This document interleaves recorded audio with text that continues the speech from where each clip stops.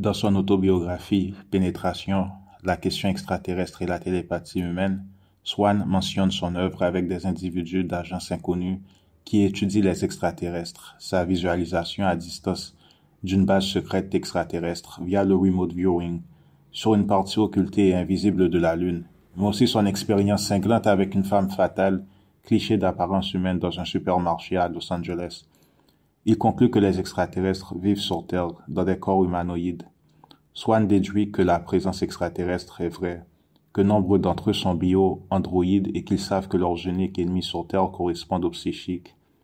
Plus tard, Swann et un individu connu comme Monsieur Axelrod ont pris un vol inconnu vers une destination du Nord, déduit comme étant possiblement l'Alaska par Swann.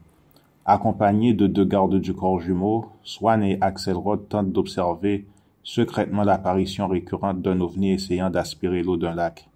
Monsieur Axelrod prétend que le silencieux et grandissant triangle oscillant scanne simultanément la zone en éliminant les animaux du domaine et que les rayons émanant d'objets exterminent porcs-épics et des chevreuils d'une forêt. Les jumeaux concluent qu'ils se sont fait repérer par l'OVNI. Swann aurait été protégé par ses collègues tout en souffrant de blessures mineures. Pause. Il n'est pas compliqué de conclure que les gardes du corps sont des super soldats, homo-androïdes. Le remote viewing, la visualisation à distance, est une pratique à la recherche de sensations et d'impressions de cibles situées à une distance lointaine, certaines fois pas visibles, en faisant usage de moyens subjectifs tels que la perception extrasensorielle, l'ESP, acronyme ESP, considéré comme étant une manière de sentir avec la conscience. Reprenons où nous nous étions stoppés. Ed Dams et d'autres pratiquants de la visualisation à distance rencontrent souvent des ovnis et leurs passagers selon Schnabel. Dams préfère de telles sessions, écrit Schnabel, au point où il rassemble des pratiquants de visualisation à distance afin d'épier des extraterrestres, le monstre du Loch Ness, les maintes apparitions de la Vierge Marie, le continent perdu d'Atlantide. Pour sa part, Ingo Swann a commencé à repousser de telles pratiques via la technique de la visualisation à distance car il avait peur que les passagers des ovnis lui retournent la faveur, non pas seulement l'espionner lui, mais littéralement s'accaparer de son âme durant le marchandage.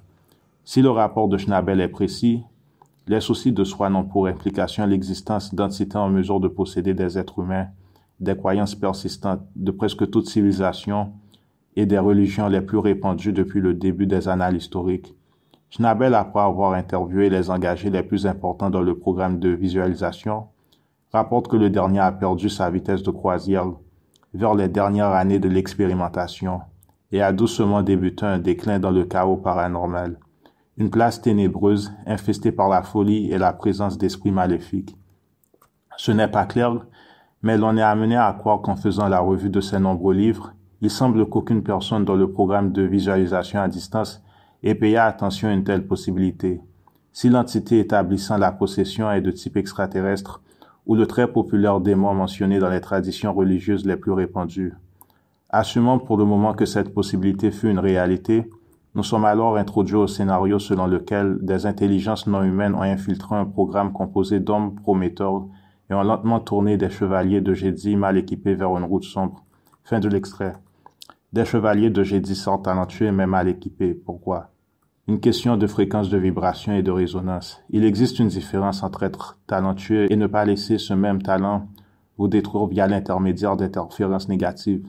La conclusion est que les hommes impliqués dans ce programme ont un niveau assez pauvre pour ce qui est de l'hygiène spirituelle. Ils auraient pu observer autant qu'ils voulaient s'ils le pouvaient sans se faire attaquer ou sombrer sous la pression face à ces forces, si leur fréquence de vibration et résonance était assez puissante. Ce concept peut vous énerver, mais c'est vrai. Autre sujet important, il a été précisé qu'ils savaient que leurs uniques ennemis correspondent aux psychiques. Les gens qui vous regardent de travers, pour aucune raison, pourraient bien être un envahisseur dissimulé sous forme humanoïde. Ils peuvent voir votre aura, reconnaître par exemple votre statut. Ce n'est pas vraiment facile de les reconnaître. Certaines fois, s'ils sont lents sur la surface terrestre et ces conditions, ils peuvent se dissimuler sous l'aspect de gens âgés, afin que vous ne les identifiez pas. Mais c'est difficile généralement. Enfin, l'indication la plus sûre est une sensation de froideur dans le dos. Mais pas que. Si vous avez le 3e œil activé, le Merkaba ou encore le Kundalini, vous allez sentir votre être entier trembler comme pour vous signaler l'incompatibilité de fréquence puisqu'il en est ainsi. Outre l'aura, c'est aussi ainsi qu'ils vous reconnaissent. Même s'ils ne sont pas à domicile, ils peuvent vibrer tranquillement avec les gens lambda. Incroyable, mais pas avec vous. Allez-y, essayez. Essayez de vous remémorer un scénario où une personne vous regardait bizarrement pour rien. Mettez le contexte en pratique et en jeu. Vous arriverez peut-être ou sûrement à la conclusion que finalement ce n'était pas un homme qui vous regardait, mais une entité non humaine, encore que cet homme était probablement sous possession.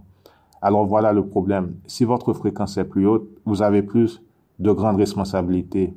Vous ne pouvez sortir avec n'importe qui, pour votre sécurité, mais aussi celle de votre compagnon. Si le dernier possède une fréquence basse, vous l'exposez à des dangers insoupçonnés. Le père ne connaît pas son père et celui-ci, le grand-père, ne connaît pas aussi son propre père ou a peu de relation avec le dernier. C'est un groupe d'entités qui guettent votre famille depuis le soi-disant monde astral. Votre père peut être un non homo sapiens en toute conscience. Ces trucs sont vrais. En étudiant l'histoire du cosmos, d'autres races extraterrestres, tous les êtres devant évoluer sur une planète ne possèdent pas la même chance que nous d'avoir une si belle Terre. Ils doivent alors faire des pactes dans le monde astral avec certaines factions de contrôle au sujet de concepts tels que l'incarnation. Le fait que notre Terre soit considérée, malheureusement, comme une librairie vivante fait que c'est plus facile. L'élite programme la masse via la technique du centième d'essai, j'expliquais un peu plus tôt.